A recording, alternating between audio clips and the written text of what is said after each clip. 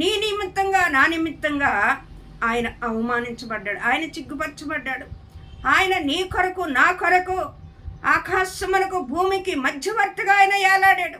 ఆయన అంగములతో నీ కొరకు, నా కొరకు దిగంబరత్వం అనుభవించిన దేవుడై ఉన్నాడు.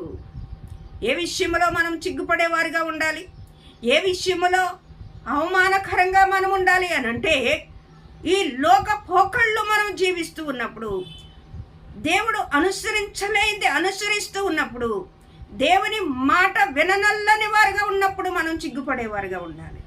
దేవుడు అడుగు జాడలో జీవించుతున్నప్పుడు మనం చిగ్గుపడని అవసరం లేదండి. దేవుడు అంటాడు కదా, ద్వితోపదేశ కాండములో 28వ అధ్యాయములో అంటాడు 10వ వచనంలో, నేను తలగా ఉంచుతాను కానీ నిన్ను తోగ్గా ఉంచను, నేను పైవాడిగా ఉంచుతాను కానీ నేను కిందవాడిగా ఉంచను. ఎంత అద్భుతమైన మాటలండి.